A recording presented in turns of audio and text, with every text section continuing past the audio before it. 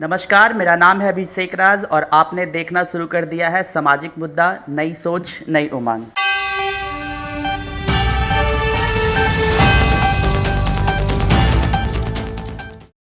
भारत एक युवा देश है जिसमें द हिंदू एडिटोरियल रिपोर्ट में ये पब्लिश हुआ कि सबसे ज़्यादा युवा वाला राज्य जिसमें एक हमारा बिहार है।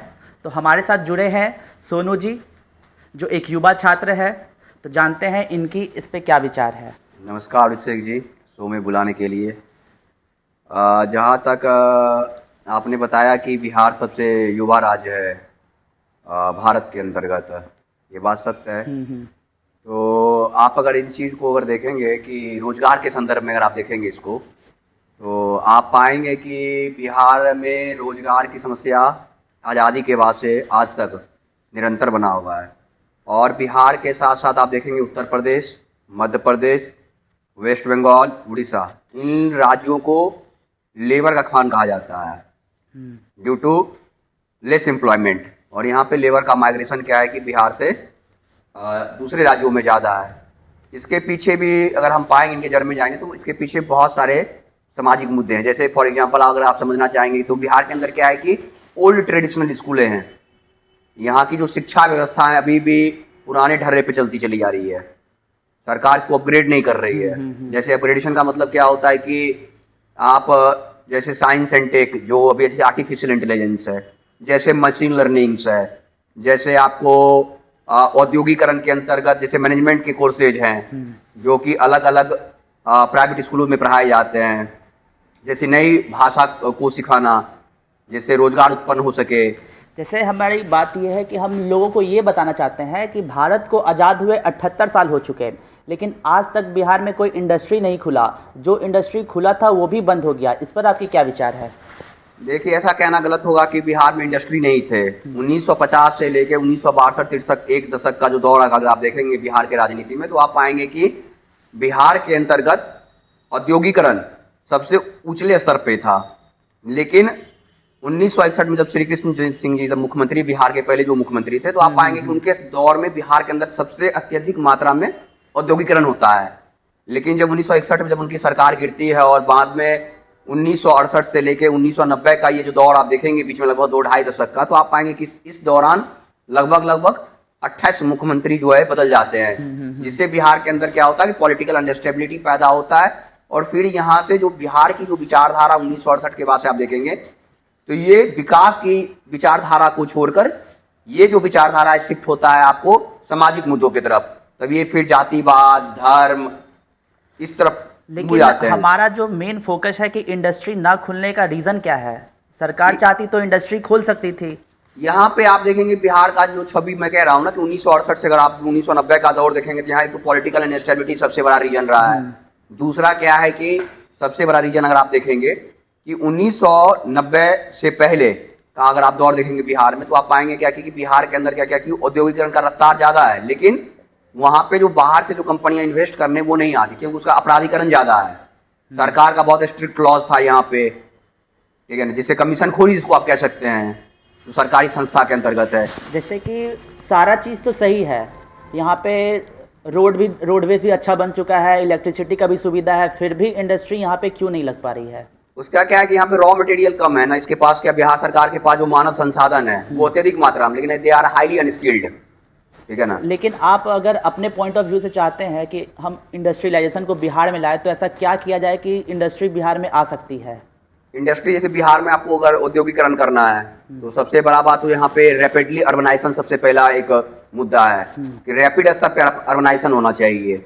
सबसे बड़ी मुद्दा है जो अभी 15.3% लगभग बिहार में सरकार के सर्वे के हिसाब से जो अर्बनाइजेशन है, पहला मुद्दा तो अर्बनाइजेशन का है। दूसरा मुद्दा है क्या कि सरकार ने ये कदम उठाया ईज ऑफ डूइंग बिजनेस, जिसको आप कह सकते हैं कि सरल भाषा में आप समझिए कि कोई कंपनी अगर बाहर बिहार में आकर इन्वेस्ट करना चाहती है, तो उसको सरकार ने अपने गाइडलाइंस को उसने डिसेंट्रलाइज किया है, ताकि लाइसेंसिंग राज का जो सिस्टम था बिहार के अंदर कंसेप्ट खत्म हो चुका है। दूसरा चीज, सरकार ने बिहार में आप देखेंगे कि इंडस्ट्रियलाइजेशन के लिए मुख्यमंत्री उद्यमी योजना, मुख्यमंत्री युवा उद्यमी योजना, मुख्यमंत्री कौशल योजना, महिलाओं के लिए जैसे SC/ST वेलफेयर स्कीम्स लाए ताकि महिलाओं का भी उत्थान हो सके, जिसमें सरकार क्या करती है 10 लाख रुपए तक का लोन देती है।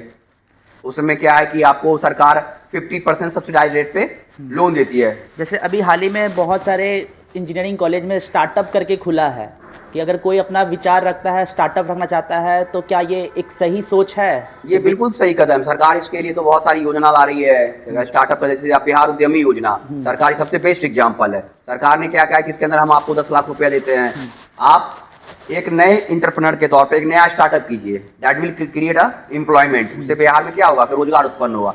सरकार सिर्फ 50% सब्सिडी भी देती है, आपको 5 लाख रुपया सरकार को 84 किस्त में चुकाना होता है। इसके अंतर्गत जो है सो 1% ब्याज दर है इसका, जो कि बहुत ही अच्छा जैसा कि स्कीम है। आपने रोजगार पे बात बोला, तो रोजगार से लेकर मेरा एक क्वेश्चन है कि रोजगार बिहार का एक बहुत बड़ा मुद्दा बन चुका है, इस पर आप क्या कहेंगे?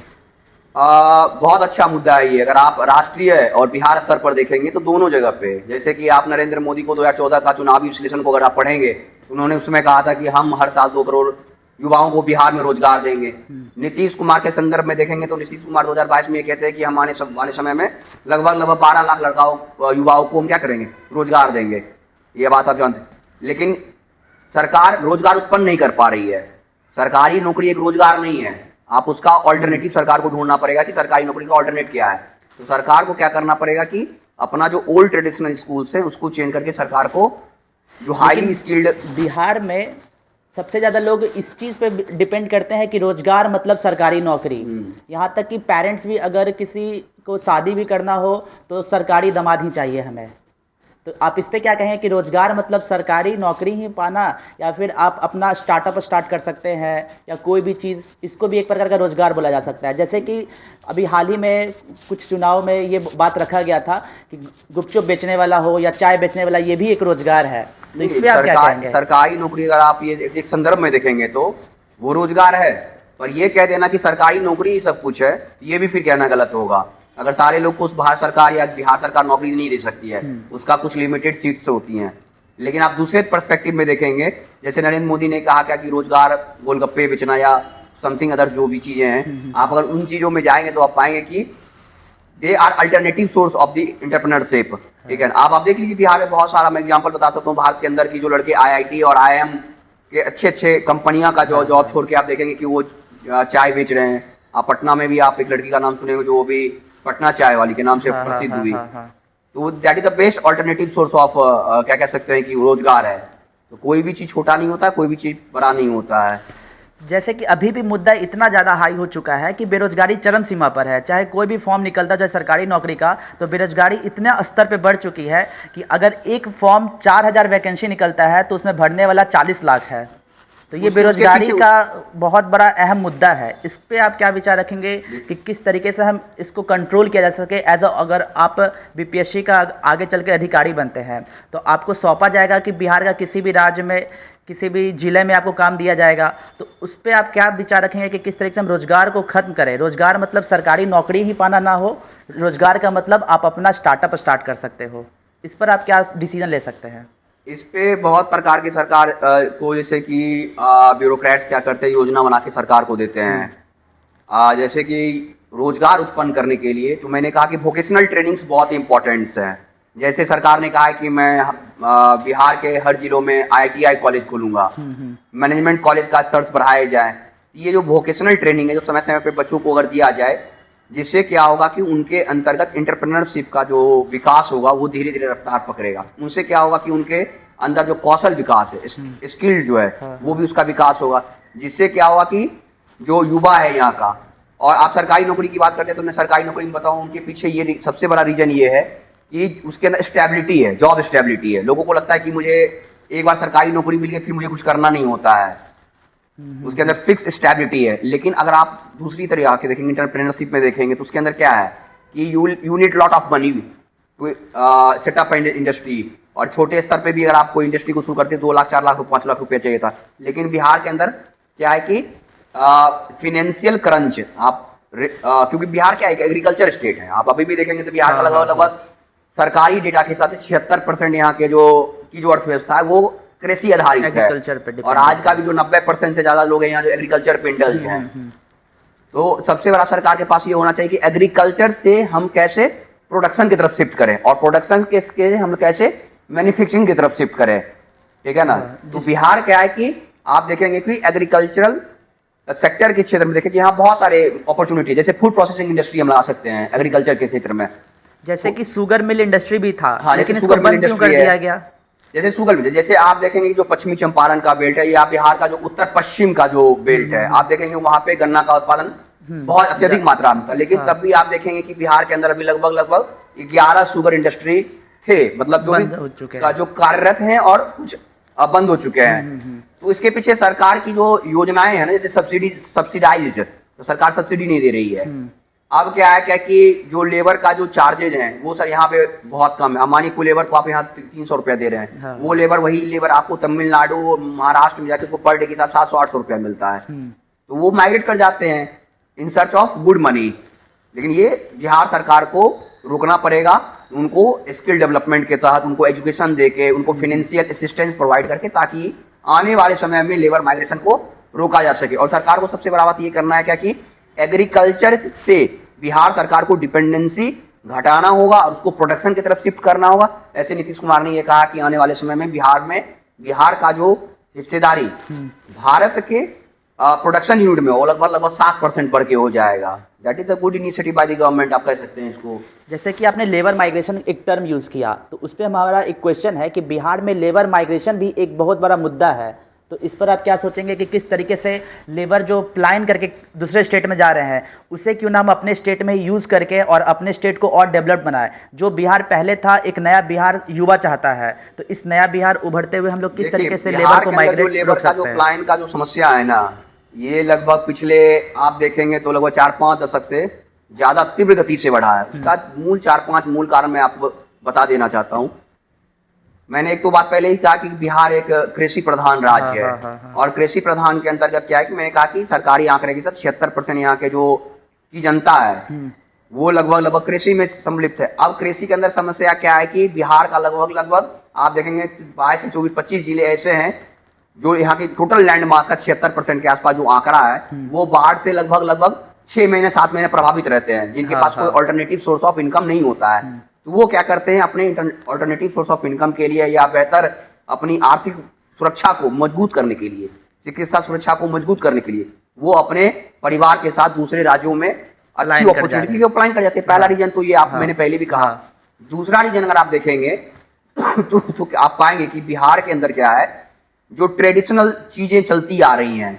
आप जैसे कि आप सरकार को देखेंगे, सरकारी स्कूल का आप हाल देख लें, तो वहाँ पे क्या लड़के 10th पास करते हैं, 12th पास करते हैं, नॉर्मल ग्रेजुएशन करते हैं, उनके पास कोई स्किल नहीं होती है। आप वहीं अगर प्राइवेट स्कूल के बच्चों को दिखाएंगे तो आप देखेंगे क्लास 1 से लेकर 12th तक उनको कंप्यूटर पढ़ाई जाती है, उनको नए नए टेक्नोलॉजी के बारे में बताया जाता है, आर्टिफिशियल इंटेलिजेंस अभी दुनिया के सबसे हॉट मुद्दे हैं उसके बारे में, मशीन लर्निंग के बारे में बताया जाता है। लेकिन ये सरकारी स्कूल में ये जो बुनियादी जो ढांचा है, स्ट्रक्चर जो है वो बिल्कुल कोलैप्स फॉर्म में है। तो आप ट्रेडिशनल एजुकेशन देके आप लेबर माइग्रेशन को नहीं रोक सकते हैं। दूसरी सबसे बड़ी मुद्दा ये है। तीसरा मुद्दा सबसे बड़ा क्या है कि यहाँ लैक ऑफ इंडस्ट्रियलाइजेशन है। सरकार इंडस्ट्री को खींच नहीं पा रही है अपने तरफ।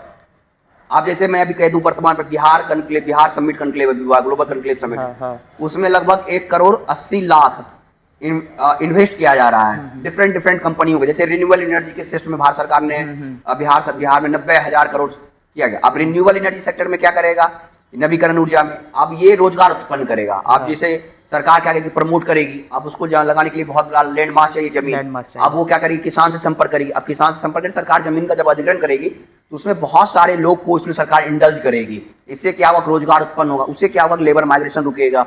ये सब बहुत सारी जो मुद्दे हैं आप देखेंगे तो ये इस प्रकार सरकार लेबर माइग्रेशन को रोक सकती है। दूसरा बात हम ये भी कहना चाहते हैं कि जैसे कि सरकार ज्यादा से ज्यादा, अगर जैसे अभी सरकार ने एक योजना लाया, मुख्यमंत्री उद्यमी योजना टाइप करके कुछ योजना लाया, उसमें सरकार कह रही है कि हम जो बैकवर्ड क्लास के लोग हैं या जो अदर क्लासेस के जो भी लोग हैं जिनका इनकम 60,000 रुपए से कम है, हमको 2 लाख रुपया लोन प्रोवाइड करेंगे। That should not be disbursable in nature. अब उसको आप वापस नहीं सरकार को करना है, आप उसको लीजिए, आप लेके सरकार को आप क्या कीजिए कि आप उससे रोजगार उत्पन्न कीजिए। जैसे कि मैं अभी जैसे विधानसभा में आप शायद सुने होंगे कि विधानसभा में सरकारी आरजेडी की गवर्नमेंट जो है तेजस्वी यादव ये कह रहे हैं कि हम अगर सरकार में आते हैं तो जो टॉरी सिस्टम है, जो तारी का सिस्टम है, जो पासी जाति के लोग हैं, हम उसको फिर से बहाल करें क्योंकि उनको जीविका है वो, ताकि उसे क्या होगा, उसे रोजगार उत्पन्न हुआ। नहीं तो वो फिर वो पलायन कर जाएंगे क्योंकि उनके पास ट्रेडिशनल एजुकेशन नहीं, उनके पास skill स्किल्स भी नहीं नहीं है। स्किल्स नहीं है, हाँ, तो वो फिर हाँ, क्या करेंगे? हाँ। फिर वही हुआ कि वो महाराज जाएंगे और दूसरे राज्यों में जाके 800 रुपया पे मजदूरी करेंगे, दिहाड़ी करेंगे, फिर उनके आने वाले जो जनरेशन है बच्चों का,